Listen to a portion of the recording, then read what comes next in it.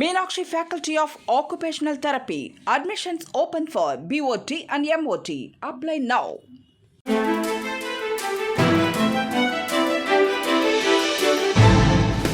தட்டை, சீடை, முறுக்கு, ரிப்பன் போகடா, அதிரசம் என்ன வேணாலும் செய்யுங்க. ஒரே ஒரு 5 லிட்டர் இதய மந்த்ரா கடல் எண்ணெய் பேக் ஒரு மாசம் முழுசுக்கும் அத்தனை சமையல் முடிச்சு விடலாம். இதய மந்த்ரா.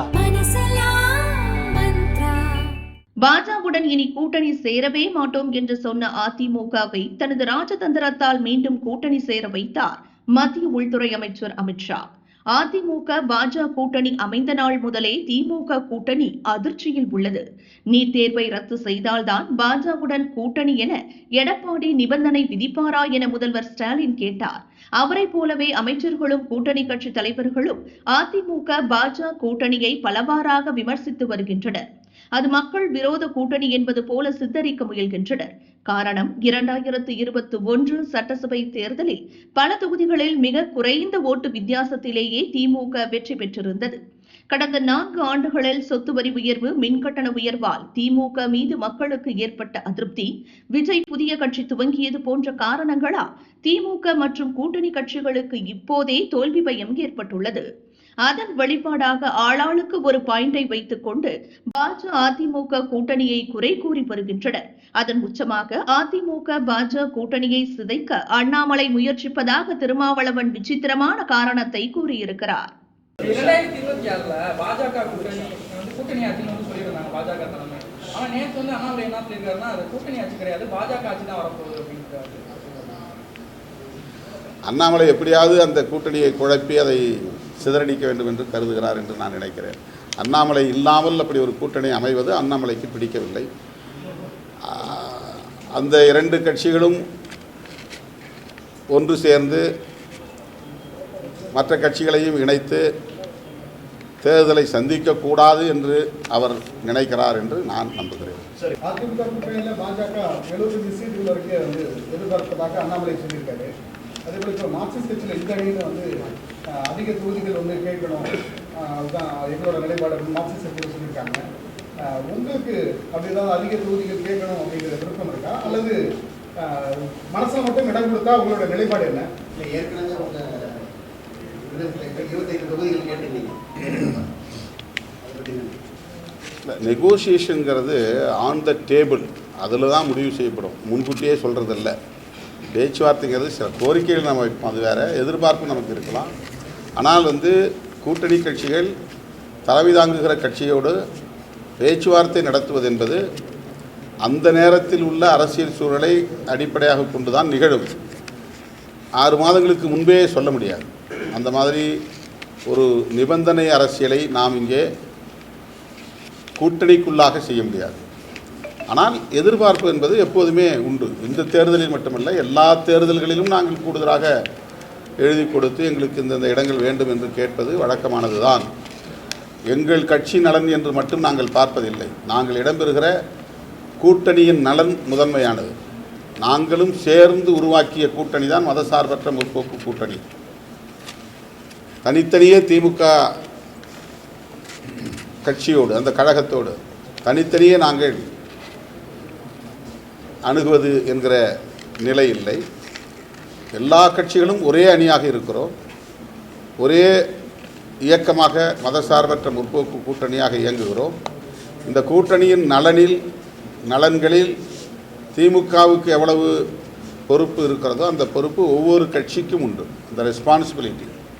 அதனால் at the time of negotiation, பேச்சுவார்த்தை நடத்துகிற அந்த சூழலில் யாவற்றையும் கருத்தில் கொண்டு எங்கள் நலன்களையும் முன்னிறுத்தி நாங்கள் தொகுதிகளின் எண்ணிக்கையை முடிவு செய்வோம். இந்திய கூட்டணி கட்சிகளுக்குள்ள ஒரு கொள்கை ரீதியான ஒரு செயல் திட்டம், ஒற்றுமை இதெல்லாம் இருக்கு. அந்த செயல் திட்டத்தில் கூட்டணி மந்திரி சபை அப்படிங்கிற விஷயத்தை நீங்கள் எதுவும் வலியுறுத்துவீங்களா? நான் ஏற்கனவே பலமுறை சொல்லிவிட்டேன், இந்த தேர்தல் அதற்கான ஒரு சூழலாக அமையவில்லை. கூட்டணி ஆட்சி என்பதை நாங்கள் நெடுங்காலத்திற்கு முன்பே ஒரு நிலைப்பாடாக கொண்டிருக்கிறோம். அதனை ஒரு கோரிக்கையாகவும் நாங்கள் வெளிப்படுத்தி இருக்கிறோம். இன்றைக்கும் அந்த நிலைப்பாட்டில் நாங்கள் தெளிவாக இருக்கிறோம். ஆனால் அதற்கான காலமாக இந்த தேர்தல் காலம் கனியவில்லை என்பது எங்களுடைய நம்பிக்கை. திமுக கூட்டணியில் இருக்கிற கட்சிகள் வந்து எங்கெல்லாம் பேச்சுவார்த்தை இருக்காங்க பிஜேபி சொல்லுங்கள். அது சும்மா அவங்க வந்து ஒரு மாயத் தோற்றத்தை உருவாக்க பார்க்கிறார்கள், அல்லது திமுக கூட்டணியிலே ஒரு சலசலப்பை ஏற்படுத்த பார்க்கிறார்கள். இதற்கெல்லாம்